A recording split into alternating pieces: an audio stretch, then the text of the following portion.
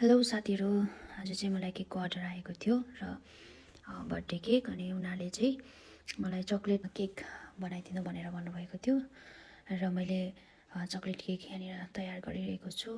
र म चाहिँ जहिले पनि जब पनि मलाई कसैले अर्डर गर्छ तब चाहिँ म उहाँलाई सोध्ने गर्छु कि फ्लेभर भयो, अनि त्यसपछि क्रिममा कलरहरू युज गर्नु या फिर नगर्नु। कतिजनालाई क्रिममा धेरै कलरहरू युज भएको मन पर्दैन, यस कारणले गर्दा म चाहिँ सोध्ने गर्छु है।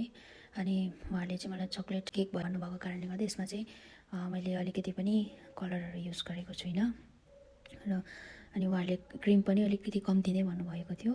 अनि अरू बेलाभन्दा चाहिँ मैले यसमा क्रिमहरू अलिकति कम्ती गरेको छु र म चाहिँ जहिले पनि उहाँहरूको डिमान्ड अनुसार नै बनाउँछु र यसरी केकलाई मैले बनाइरहेको छु, तपाईँले देख्न सक्नुहुन्छ।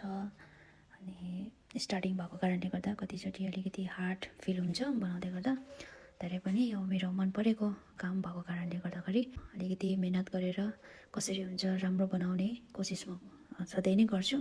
र यो म चाहिँ सुरुमा छु र यसरी नै तपाईँहरूको अगाडि भिडियो लिएर फेरि पनि आउनेछु। तपाईँहरूले लाइक गरिदिनु होला। हुन्छ, धन्यवाद।